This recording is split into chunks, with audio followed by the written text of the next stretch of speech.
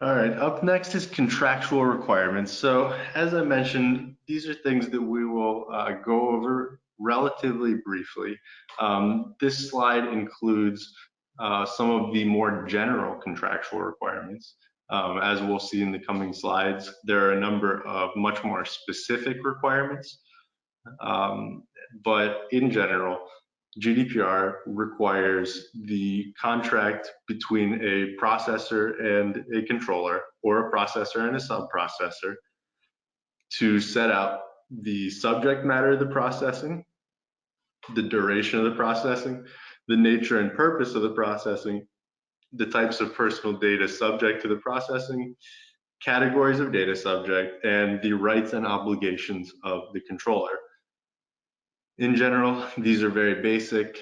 You will essentially be defining the relationship between the processor and controller, or subprocessor and processor, in which they will use personal data. And it basically just sets out the parameters of that relationship, like describing the data subjects and the function of, say, the app that the data from those data subjects will be imported in and used by.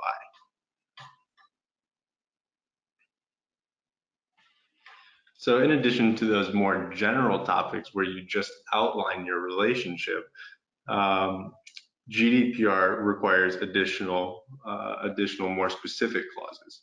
Now, in general, these clauses are going to be found in a DPA, which is a data privacy addendum.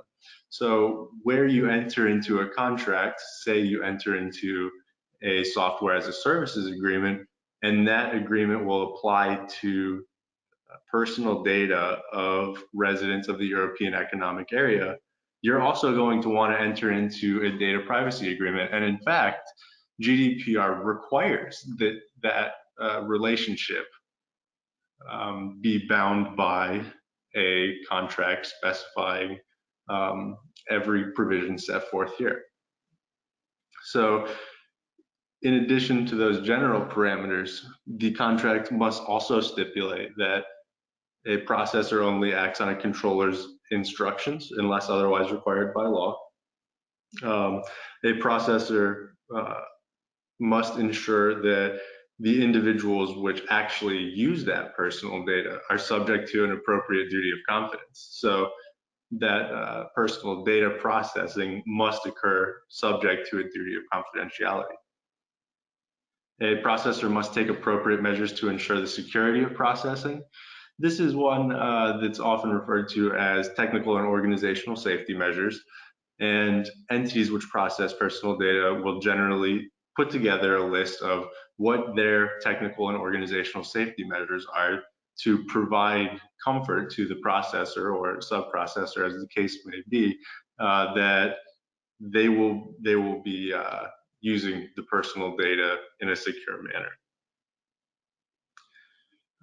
And also, the processor may only engage with a subprocessor with the controller's prior authorization and pursuant to a contract containing appropriate protections.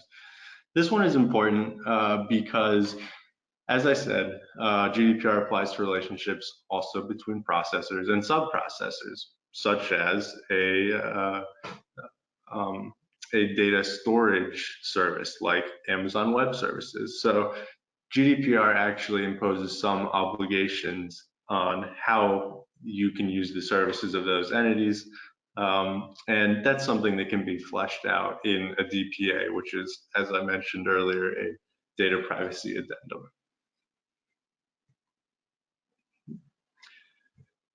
In addition, the contract must also stipulate that the processor will take appropriate measures to help the controller respond to data subject requests.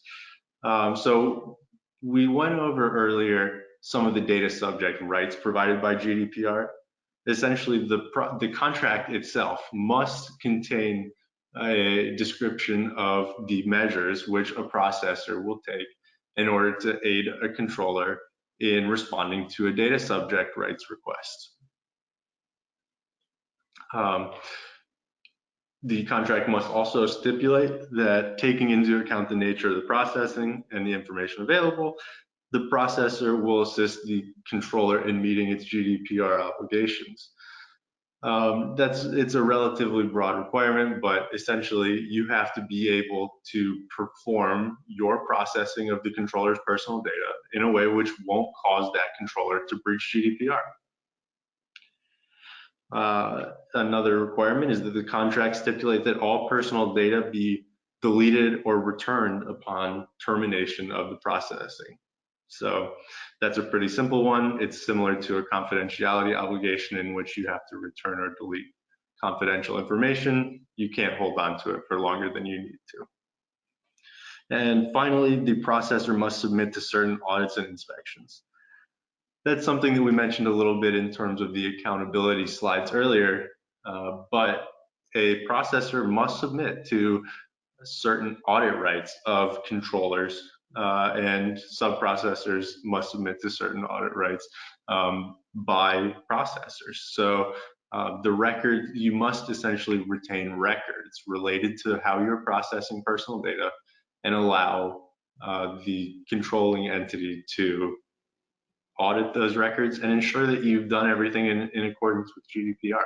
For more information, click on the link below or visit databrackets.com.